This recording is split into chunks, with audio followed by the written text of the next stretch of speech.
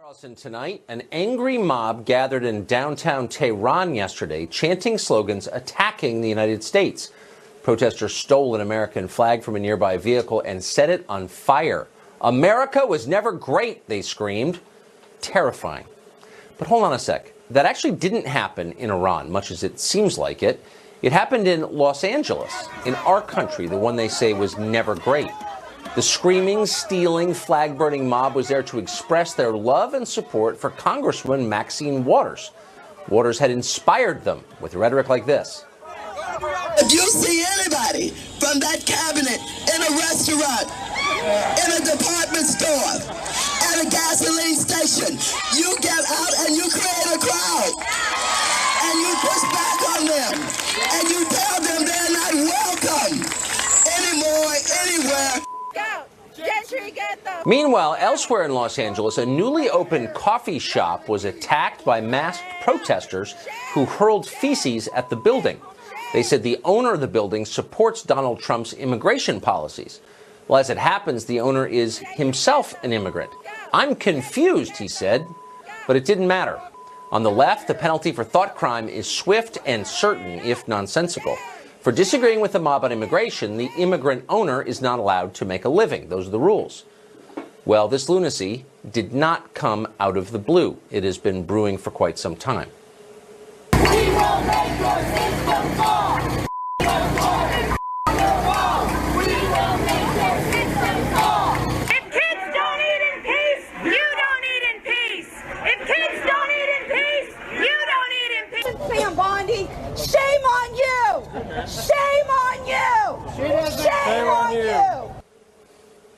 Well, we first saw this brand of extremism on college campuses where student activists demonstrated against new ideas they didn't understand or against any kind of dissent from the narrow orthodoxy of the campus left.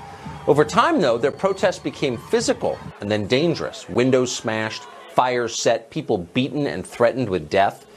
In the past few months, scenes like that have moved off campus into our world.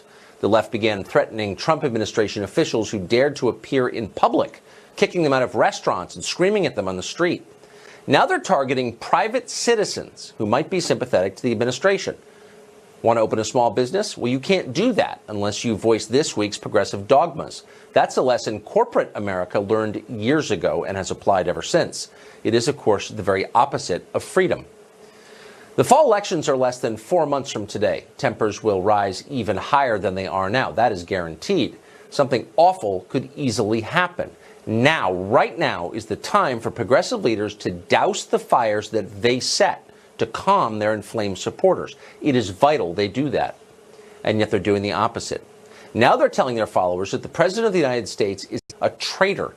The penalty for treason is death. Traitors, of course, must be overthrown. The mob screams, wild with rage.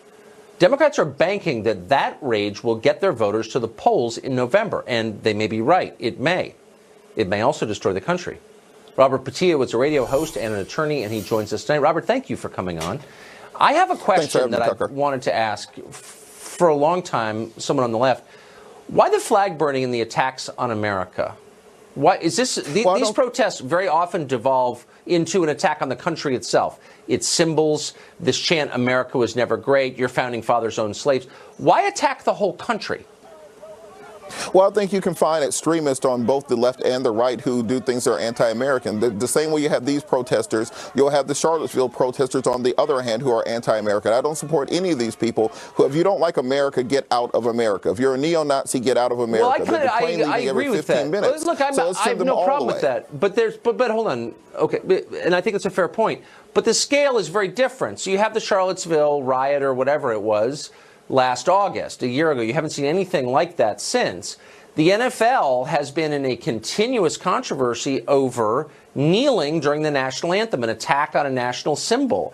Left-wing protests routinely contain attacks on the country. The T-shirt, "Your country was never great," is for sale online. So is the hat. What is that about? I'm not saying there are no conservatives, right-wingers who don't hate America, but there are a lot on the left who do, and they're very open about it. Why? And why don't leaders ever say anything about it? Well, I think leaders do, and I think it's very easy to find the clips of the most crazy, most extreme elements of the political discourse and make that seem like that is the norm. That is not the norm. Most people who are protesting are saying we want reasonable policies that all Americans can unite around. And frankly, I think a large part of this falls on the president. You know, President Truman had a placard on his desk saying the buck stops here. That is what President Trump has to take up and understand, that he has to bring these parties together. If people are protesting over the immigration policy, then do like Tip O'Neill and Ronald Reagan would do, and you bring together the stakeholders, you hammer out an immigration reform bill, you bring it before the American people, you discuss it, and that will tamp down these protests. But leaving this vacuum of information where people think that children are being kidnapped, that's not going to work. Okay, so I agree with a lot of what you're saying, actually. I do want a rational conversation about what's best for the country. Try to do that every night on this show. It's pretty hard to do that, though, when people are saying not just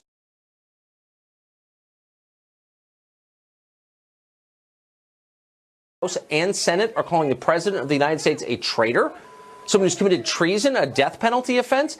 If you really believe the president was a Russian agent, as elected members of Congress have said today, then how could you do anything but try to overthrow him? That's not a predicate for reasonable discussion, is it?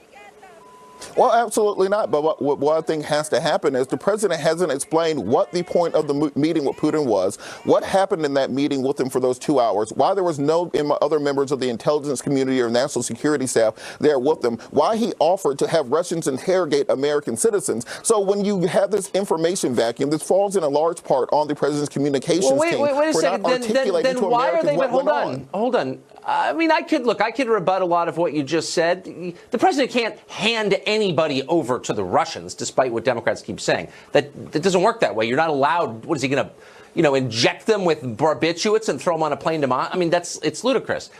But it's not my job to defend Trump. I'm just asking, if you don't know what happened, why are you jumping to the conclusion that he committed treason?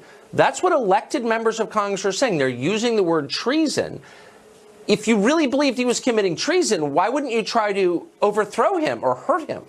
Seriously. But remember, this goes back to the concept of the buck stopping with the president. He has to use his bully pulpit not to bully people, but to articulate a message to America. What do you mean? But what do you say if somebody says, "Wait"? If I said, "I don't agree with you. You've committed treason. You're a traitor. You're a sleeper cell for one of our enemies." What do you say to that? I mean, honestly, that's not the beginning of a conversation. That's a call for violence. Look, Tucker, I practice criminal defense every day. And what ends up happening is people accuse your client of everything under the sun in the indictment. But what you do is argue back your point. You say that, well, the reason I was meeting with Putin was because we have interests in Syria that need to be articulated between the two parties. Because we have to work on oil and gas pipelines. He's not getting his messaging out. And when you leave this vacuum out there, that's when you have members of the Republican Party. Are you being serious? I mean, are you being serious? Look, again, whatever. I don't care about the Republicans. Everyone always says, "Oh, the Republicans say it too." I couldn't be less impressed with them as a group. So that means nothing to me. But will you at least concede that calling someone a traitor is a conversation ender, not a starter? And maybe you should wait for evidence that a person has betrayed his country before calling him a traitor. Is that fair? Well, that's fair, but let's not pretend that the last 8 years, the last 16 years didn't happen. When you had people claiming that Obama was a Kenyan who was part of a sleeper cell sent here and part of a madrasa. Let's understand that discourse didn't start with Trump. We have to do something to tamp it down. Joe Walsh yelled out, "You lied," during your presidential address. That. Okay, well, he did lie, actually. But lying is very different from being part of a sleeper cell. And while being a private citizen, President Trump pushed the birtherism idea for years. Let's understand that the buck stops with the president in order to tamp these things down. Have a conversation with the American people. Say exactly what the buck stops with you. You are the leader of the free world. I don't understand your point, but I appreciate part of what you're trying to say, but I don't understand the rest. Robert, it's nice to see you tonight. Thank you for coming on. Thanks, Tucker. A professor at Yale University, which is like an Ivy League school that people once upon a time considered impressive, but smart people no longer do, is now calling on fellow progressives to actively defy federal law by hiding illegal immigrants. His name is Greg Gonsalves. He's supposedly a law professor, and yet he tweeted this recently, quote, We hide immigrants from ICE if we have to. The professor says this would be, quote, civil disobedience rather than aiding and abetting criminal activity. Lawrence Jones is editor-in-chief of Campus Reform. He's been following this and joins us tonight. This leads to the larger question, Tucker, Lawrence, of why we even bother to fund universities. They're a joke, but we're getting to that later in the show. To the specifics of this case, how did he express this? What was the response? Well, I asked a simple question. I am an editor-in-chief. I'm a journalist. This is something that the left said is being attacked. So I asked the question, are you guys aiding and abetting? Simple question. He in return blocked me and decided to go after my organization and say that we should be on the list for the Southern Poverty Law Center. That simple. The Southern Poverty Law. That's the fake civil rights group that gets people banned, that crushes the free speech rights of people it disagrees with. Right, yeah, I'm familiar with them. So he didn't respond at all. Do you find, in a meaningful way, do you find it ironic that a law professor would be calling on his students to ignore the law? Well, we couldn't find his actual law degree, so, I mean, I don't even understand how he's teaching students about the law.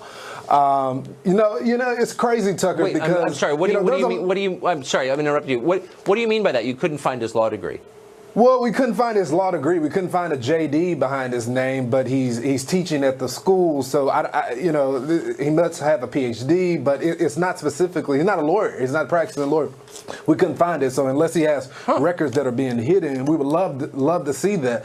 But Tucker, my point is, there's a lot of laws that I don't like. I'm a civil libertarian, and I want to push the war on drugs that went after my community. I didn't like those communities, but I don't get to say DEA. I get to harbor and abet criminals. That just doesn't work that way. And so instead of him answering my question, he went after the president of our company because he's an old white man, and he didn't want to face the black man, the black reporter that asked him the question, are you aiding and abetting? Just a simple question. But let's attack the old white guy. That's kryptonite for a guilty white liberal. That's hilarious. Right. Lawrence, thank you very much. Good to see you. Thanks, Tucker. Dan Bongino is a former Secret Service agent, NYPD officer, now an NRA TV contributor, frequent guest on this show because he's smart and concise and thinks stuff through. So, Dan, we've done a bunch of shows on this topic, but we're going to continue to because I think I'm not imagining the acceleration of the rhetoric. And when rhetoric reaches a certain point, it becomes violence. Where are we on that continuum, do you think? Yeah, I'm worried. We're past the event horizon right now in the black hole, Tucker. And the reason I'm worried is I think what's going on here, and I'm not trying to be an amateur sociologist here, but in the past we've had kind of this iron triangle of activist groups, liberal politicians, and the media. And their tactic, Tucker, has been very strictly enforced gaslighting. Repeat a narrative, however false it is. Republicans are racist, misogynist. We've heard them all in the past. Repeat it confidently and isolate people from the truth by collectively reporting the narrative together. I think what's happening right now is Trump just absolutely refuses to back down to this. He'll use his Twitter account, he'll use the bully pulpit of the White House, and he will not play the typical rhino game of the past where the minute the R word or the M word or the xenophobic word comes out, he backs down. Therefore, to wrap this up, average levels of aggression aren't working, Tucker. So instead of dialing it back and re-strategizing, they're going to like hyper-aggression at this point, and that's where we are now, which really worries me. But it's the supposedly responsible people who are doing it. Twice or three times this week I've thought, now, if this were Obama who went to Helsinki and met with Putin, and I'd never liked Obama, I thought he was bad for America, and all of a sudden Republican leaders were calling him a traitor, would I sit back and say, yeah, he's a traitor, or would I say, what do you mean by that? I mean, we're the responsible people on the left. It's okay to hate, to not like Trump, I get it, but why are they sitting back and allowing the leaders of their party to say things that are totally reckless and insane, which they are? Because, Tucker, they've ginned up the base to such a point. You saw it in the opening segment with your debate with the liberal radio host. They've ginned up the base into believing that this man is actually these things. These are false. They're utterly absurd. The fact that we're repeating them, we've lost 10 IQ points talking about it. But they've ginned up their base into believing that this man is, the Trump, by the way, is a fascist. What else is the appropriate response? It's nothing but critical theory, that acknowledges a construct of power kind of thing. And this, we have to shut him down. It's not even worthy of debate. And the hyper-aggressive response is the only response if you believe Trump is a fascist, which is absolutely absurd and ridiculous. This Russia story is making us all very dumb. I'm not going to be able to balance my checkbook by next week. Dan Bongino, thank you very much. Good to see you. Yes, sir. You too. Well, last night we broke the story that two sources say that Tony Podesta has been offered immunity from criminal prosecution in return for testimony against Paul Manafort. We have new developments in that story tonight, and that's after the break. That we spoke to directly told us that the lobbyist Tony Podesta, of course a huge fundraiser for Bill and Hillary Clinton, the brother of Hillary's campaign chairman, had been offered a criminal immunity by Robert Mueller in return for testifying against Paul Manafort, with whom he worked to lobby on behalf of Ukraine once upon a time.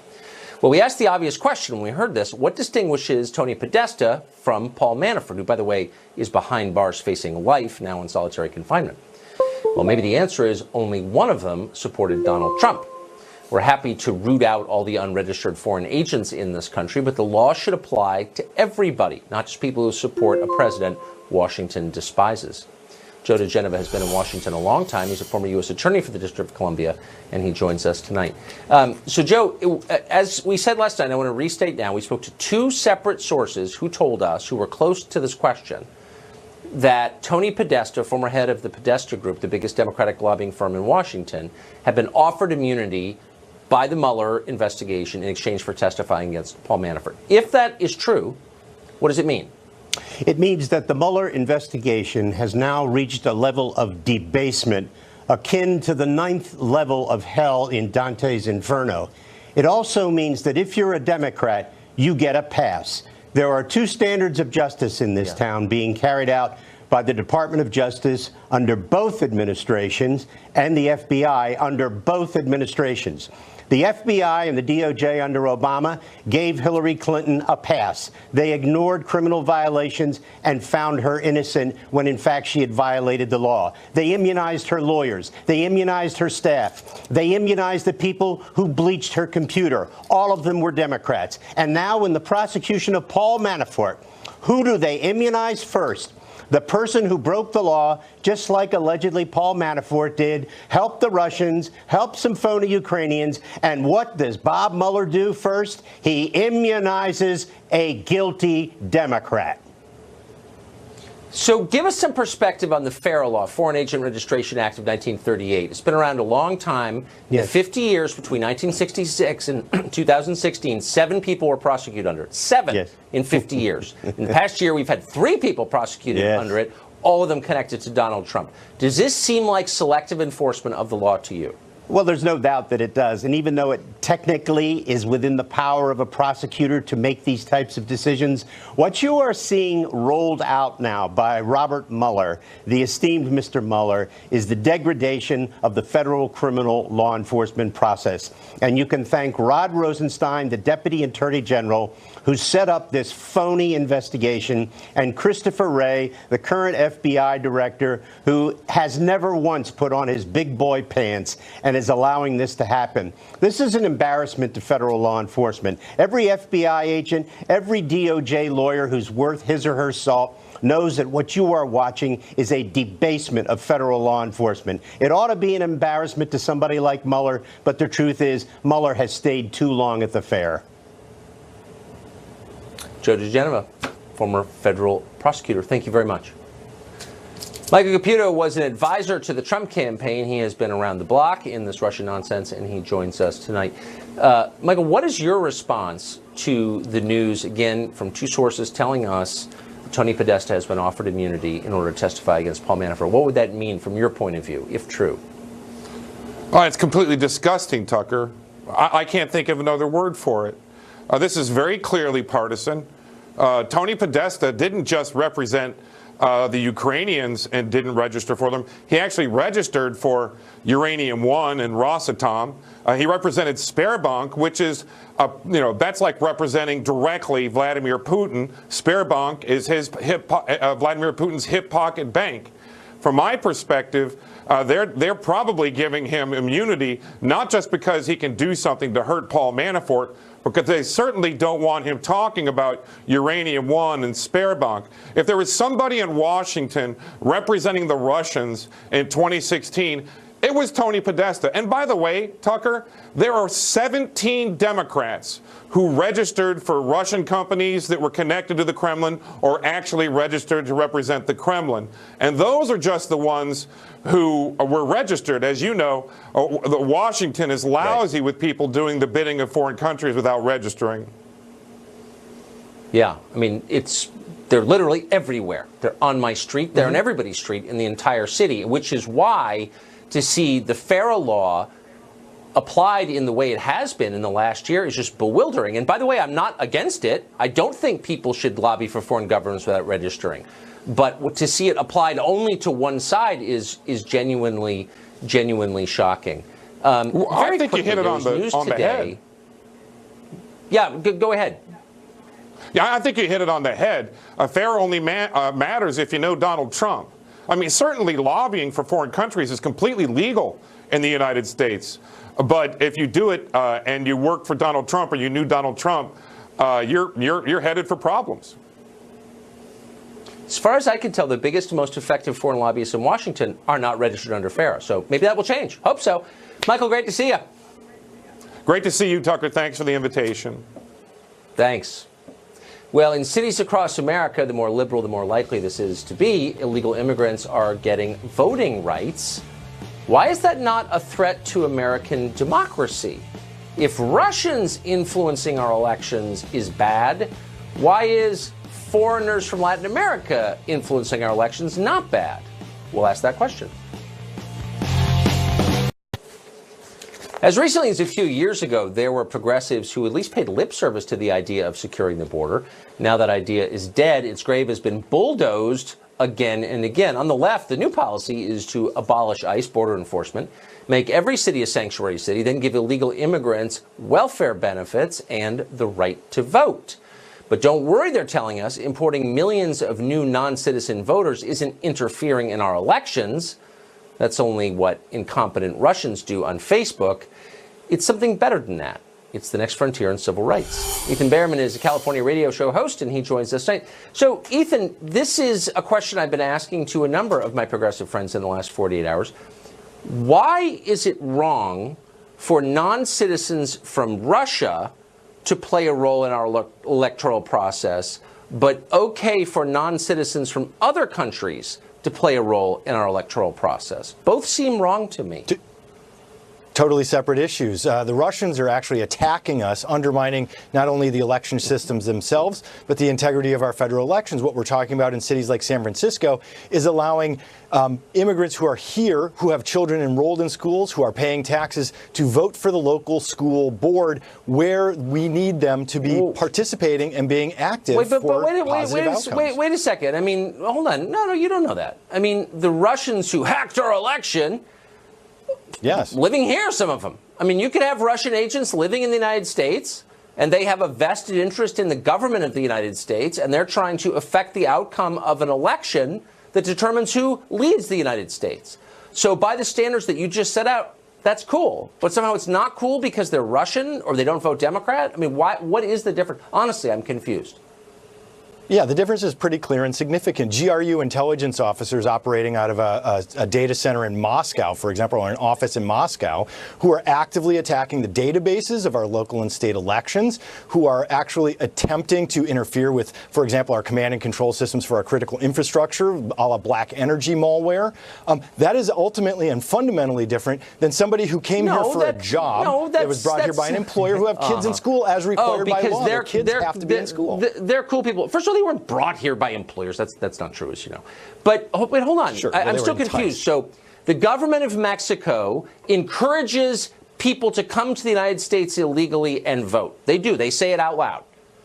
That's okay with you because why? It's a foreign government that has different interests from those of the United States. It's hostile to the U.S. often, and they're seeking to influence our elections. But you're okay with that because why? No, because on federal elections, that's against federal law to vote if you're not a citizen. No, but so what's happening I've in never cities heard like a single Boston liberal complain about it. Oh, well, I only want citizens to vote in federal elections per federal law. So in local issues, we have horrible participation by Americans, and this is evidence in the Portland State University study. So for like city councils and mayors, horrible turnout, and it's basically old, wealthy white people who show up to vote. So that's plantation-style politics that we're trying to encourage. Oh, it's white instead people. of saying, let's get more Okay, people. So older. It really wouldn't be a fact, conversation Tucker. with a liberal That's unless they had Portland some State casual University. racism in there. It's attacking a group That of is a people on the fact. basis of their Data- skin the color. data show Totally that. cool. That's not- We that had a is whole not- civil rights movement against it, but we're for it now. Right, I get that. Okay. No, I totally but that's get what it. the data Okay, show, Tucker. But let me just...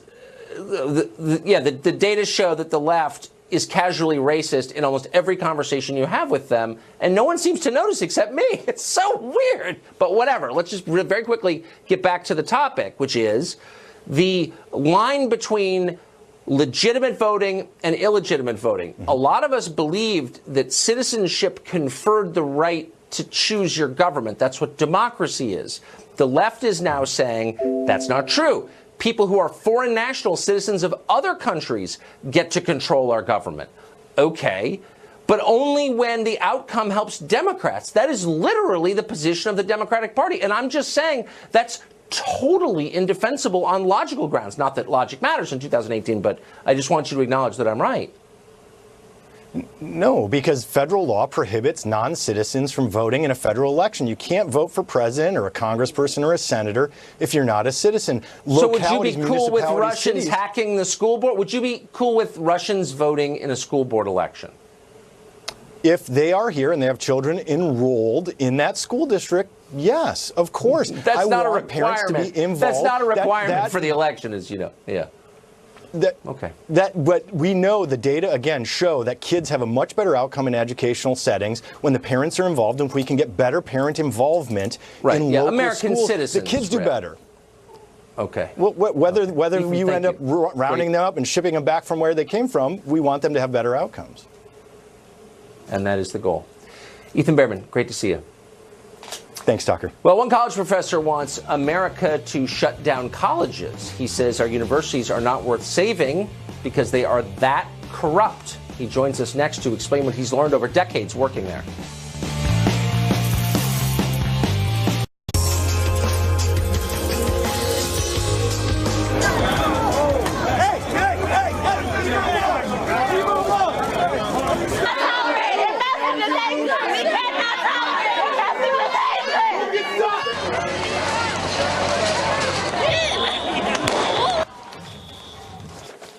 Jason Hill is a professor of philosophy at DePaul University, but if we follow his advice, he could soon be unemployed. He just published a remarkable piece in the Hill newspaper saying that universities, and he's worked in them for a long time, have become so overwhelmed by identity politics, socialism, anti-Americanism, and dumbness that essentially they're beyond saving. He suggests that taxpayers and private donors pull funding and let the whole system collapse for the betterment of the country. Professor Hill is also the author of the book We Have Overcome, which I have not read but plan to because his piece is literally that good and you should read it. He joins us now. Professor, thank you for coming on tonight. So did I misread what you wrote? You basically seem to have concluded, after years of working right in the middle of it, that the system is beyond saving. I think so. I think these Bolshevik-loving welfare scholars have basically hijacked the system and are indoctrinating our students with not just anti-American invectives, but against the very core values that form our republic: capitalism, free speech, the morality of wealth creation. And I think that we're seeing a correlation also between the anti-free speech movements that have been accelerating across campuses and the ideologies that are taking root in the classrooms, the cultural relativism, the revolt against the Western canon, the cultivation of different perspectives, I think that we're not beyond repair. I think there's a solution. In my book, We Have Overcome, I go into some more details about how we can address this dilemma in the academy. Well, within the confines of a cable news segment, sum it up for us. What do you think the solution is? I think the solution basically is for the federal government to stop funding universities that are spewing anti-American invectives, indoctrinating our students who exist in these curated silos and who are not used to other perspectives outside of their own and who are supposed to be getting a critical education. I think it's also time for alumni donors to start withdrawing their funds, or if they're funding universities, to start affixing conditions to their funding. You'd be surprised at the extent to which alumni donors just give millions and millions of dollars with no strings attached, no conditions attached. Start saying, if I'm donating $10 million or $100,000, I need pro-American values taught. I need conservative values taught. I need values advocating not cultural Marxism and the values that are inimical to Americanism, but we need values and scholarship, proper scholarship, that are rejoinders to the nonsense that's being taught on campuses today. Professor, thank you for that. And again, I would encourage our viewers tonight to look you up, to look at what you've written and your book, because I thought it was remarkable and brave. So Godspeed. Thank you.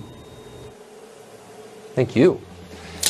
Well, the age of baby boys and baby girls appears to have come to a close. The most avant-garde parents are now raising babies. They don't have a gender. How does that work? Liberal Sherpa Kathy Aru, of course, knows the answer. She joins us next.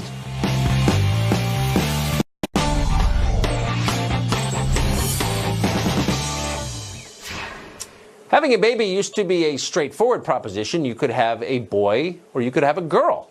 But now there's a third option. It's called steep civilizational decline.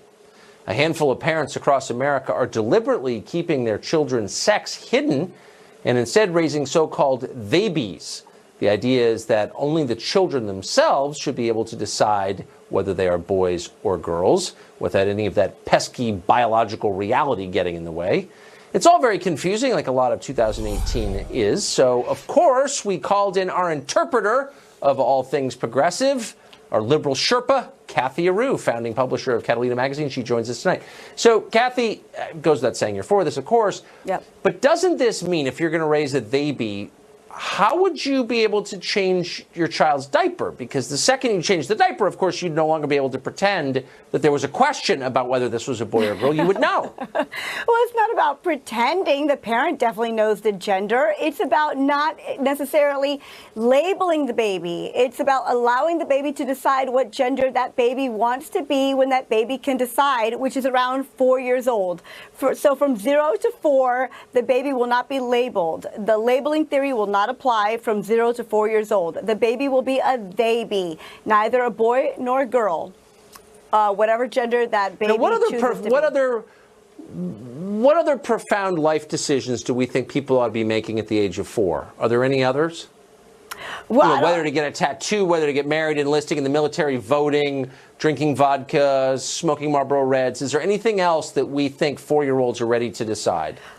This isn't actually a profound life decision. I mean, biologically, there's nothing really going on from 0 to 4 in that area that affects a person's life.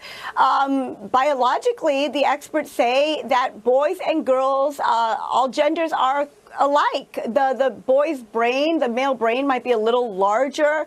The female's language might be a little bit more advanced. Okay. No maybe, sexism on my show. Hold on. Whoa, slow down. No, here you're out there like they say maybe boys' those brains are are larger. And I just want to say that kind of toxic masculinity has no place in this program. Thank you very much. But that's all they can think of. The bottom line is, all they could think of, like difference in brain size, difference in genitalia, difference in bone structure, just minor things like minor things like that. Not perhaps, like factually.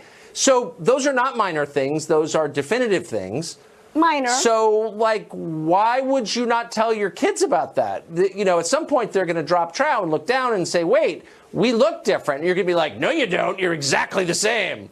And that's lying, isn't it? That's when the child, they say, is around 4 years old. So around 0 to 4, we're not going to say to a little female, a girl that you're a little princess, or boy, you're such a tiger. The labels are gone. You're not going to put that outside influence on a child. You're just going to be neutral. Everything's going to be neutral. The outside influence of biological reality. Not so would reality, you do this with anything perception. else? But could we decide that we're not going to acknowledge temperature or weather or traffic? And you could just say, you know what? I don't think it's raining outside. Or you can decide whether it's raining outside. I mean, the weatherman says it is, that there's snow on the ground. Or the weather, you know what I mean? The weatherman says that it's 15 degrees out. But I'm going to, you know what I mean? Just kind of make up my own reality. The parents who are really leading this movement. We acknowledge biology and nature as real, right? But the biology, the parents who came out with this, who came out in the New York Times and started this baby awareness, this gender neutral awareness for babies, basically said, why should people be so obsessed if your baby is going to be a boy or a girl? Who cares about that area? It's actually a little human. We are bringing a little human into the world. Who cares about the genitalia? Who cares? May I just suggest why? And this isn't just my opinion, but the opinion of every person who's ever lived going back, let's just say 10,000 years for the sake of neatness. Because men and women are completely different in key ways. Babies? Can we not say that anymore? Babies are different. Babies aren't different. They're little human beings, and there's really not much of a difference between different genders. No. There is no difference. And men and women, we would say, are equal. I'm trying to laugh so I don't cry. Kathy Aru, you can be equal but different, which they are. Great to see you. Good to see you. Thank you. Turns out, and this is not as important, obviously, as Vladimir Putin, but UFOs are real, actually. The government believes they are. They're also far more common than we thought, and they may be a threat to commercial aviation. One of the world's great experts on the... Well, for decades, only crackpots and crazy people believed in UFOs. That's what I thought anyway. And then in recent years, it turns out that governments have been taking them seriously all along. Very seriously. Nick Pope is a journalist who has spent years researching UFOs for the British government. He says that UFOs aren't just real. They also frequently come close to crashing into commercial airliners, among other things. Nick Pope joins us tonight. Nick, thank you very much for coming on. So it's really not a question of, do governments believe UFOs are real? Yes, they do. The United States government does. The British government does. The question is, do they have any idea what they are, where they're from?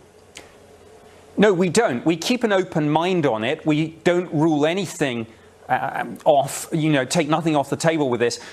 Our point really is that whatever these things turn out to be, there is a serious defense, national security, and air safety issue here. Yes.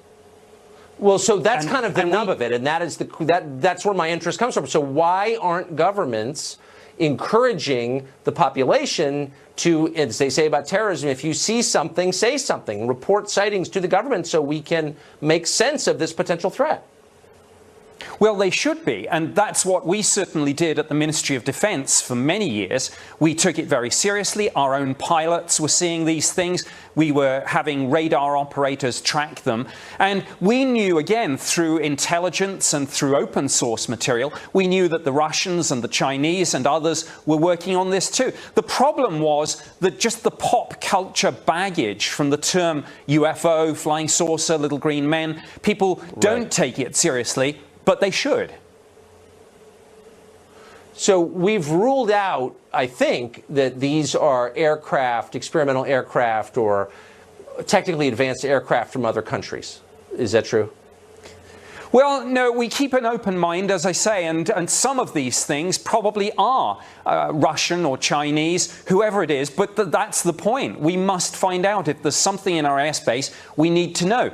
For years, governments said they didn't do this. They did. I did it for the British government. I can only talk about this now because my old employers are gradually declassifying and releasing information about my old job. We now know, of course, the Pentagon had a program too. I think it will take congressional hearings to get to the bottom of all this, not just in the United States, but all around the world. And I'd like to see those congressional hearings.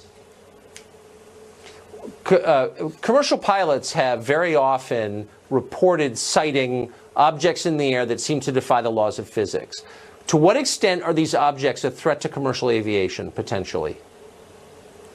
Well, certainly the British Ministry of Defence and our Civil Aviation Authority, which is the UK equivalent of your FAA, have dozens of cases in our files about near misses, some of which where pilots have had to take evasive action. And again, it comes back to the point. I don't care, in one sense, what these things are, but when there is this flight safety concern, when we have these near misses, we sure as heck should be doing more to find out. That's for sure. Nick Pope, really one of the most credible experts on this subject. I hope you will come back on our show. I appreciate it. Good to see you. Thank you. That's it for us tonight and for the week. Tune in every night at 8, the show that's the sworn enemy of lying, pomposity, smugness, and groupthink. See you Monday.